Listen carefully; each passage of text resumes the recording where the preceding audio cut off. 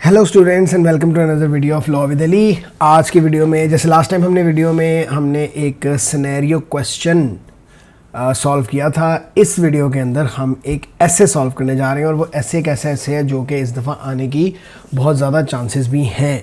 वो इसलिए मैं कह रहा हूँ क्योंकि रेमेडीज़ के चैप्टर में से हमेशा एक क्वेश्चन लाजमी आता है, चाहे वो सेक्शन ए में आए चाहे वो सेक्शन बी में आए।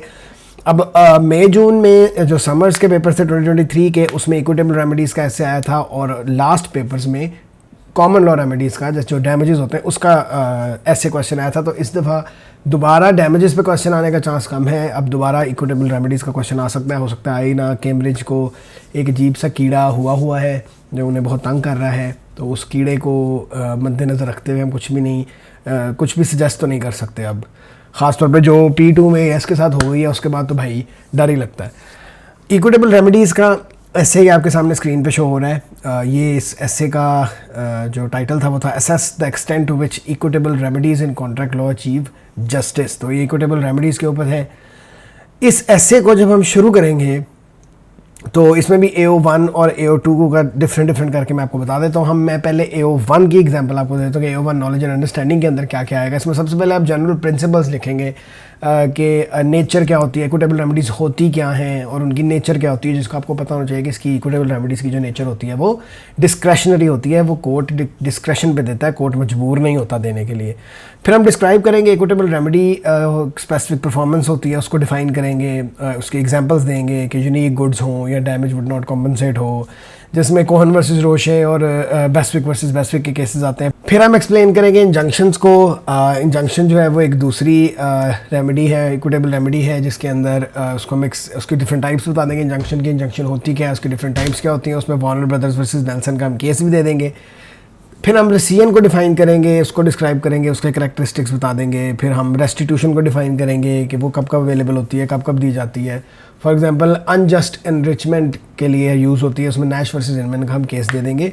और ये सिर्फ जो मैं आपको साइटेशन दे रहा हूँ सिर्फ यही साइटेशन, ऐसे नहीं कि सिर्फ यही साइटेशन होगी। कोई भी और एक्स्ट्रा इन्फॉर्मेशन आप देते हैं, कोई और रेलिवेंट केसेस आप साइट करते हैं AO1 के लिए, तो वो सब कुछ उसमें आ सकता है। ये वाले केसेस सिर्फ केसेस नहीं हैं, और भी बहुत से केसेस होते हैं और भी बहुत सी इन्फॉर्मेशन वगैरह आप इसमें डाल सकते हैं। बस नॉलेज एंड अंडरस्टैंडिंग के बारे में मैंने आपको बता दिया कि नॉलेज एंड अंडरस्टैंडिंग का मतलब होता है कि भाई मुझे समझ आ गई है कि आपने किस चीज़ के बारे में पूछा है। ये होती है नॉलेज एंड अंडरस्टैंडिंग। ठीक हो गया कि आप एग्जामिनर को बताते हो कि मुझे लग गया पता कि आप क्या पूछ रहे हैं, ये पूछ रहे हैं आप। फिर आता है AO2 एनालिसिस एप्लीकेशन और AO3 इवैल्यूएशन। तो सबसे पहले हम कंट्रास्ट करेंगे with the common law remedies. हम कमेंट करेंगे सर्कमस्टांसेस जहाँ पे ये रेमेडीज़ दी जाती हैं, नहीं दी जाती, कहाँ पे इनएडिक्वेट होती हैं ये वाली रेमेडीज़। कॉमन लॉ के डैमेजेस दी जाती है तो ये क्यों नहीं दी जाती, ये दी जाती है तो क्यों दी जाती है, तब कॉमन लॉ रेमेडी क्यों नहीं दी जाती। असेस करेंगे कि इक्विटेबल रेमेडीज़ जस्टिस कैसे अचीव करती हैं और इसकी वैरायटी में फ्लेक्सिबिलिटी कैसे है, और इसकी क्रिएटिविटी कैसे आती है इसके अंदर, और इंडिविजुअल सर्कमस्टांसेस और प्रॉब्लम्स इसके अंदर हार्डशिप्स क्या क्या आ सकती हैं, क्या क्या नहीं आ सकती। क्योंकि सारी बात है, अब आप इवैल्यूएशन कर रहे हैं तो आप प्रोज एंड कॉन्स दोनों बताएंगे कि इक्विटेबल रेमेडीज़ के प्रोज क्या हैं, इक्विटेबल रेमेडी के डिसएडवांटेजेस क्या हैं।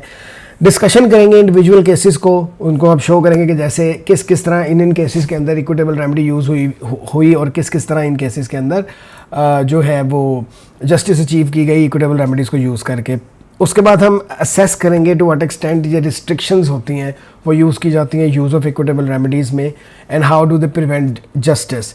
इसमें एग्जांपल आप स्पेसिफिक परफॉर्मेंस की देंगे कि वो रेयरली अवॉर्ड की जाती है for contracts requiring constant supervision. तो सिर्फ सुपरविजन की वजह से स्पेसिफिक परफॉर्मेंस वहाँ नहीं दी जाती जहाँ दी जा भी सकती है। सिर्फ कोर्ट कहते हैं कि जी हमें सुपरवाइज करना पड़ेगा तो रहने दो, हम नहीं देते, काम चोरी।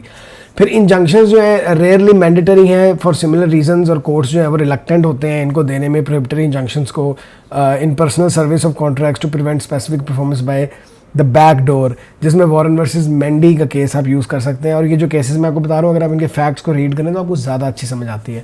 रेसियन जो है वो बहुत प्रिसाइज रेमेडी है और there are many bars to its award. ठीक है, जैसे डिले है, जैसे लॉन्ग वर्सेस लॉयड का केस है। स्पेसिफिक रेस्टिट्यूशन यूजुअली सिर्फ तब पॉसिबल होती है where there is a lot of total failure of consideration and is not available for breach of contract.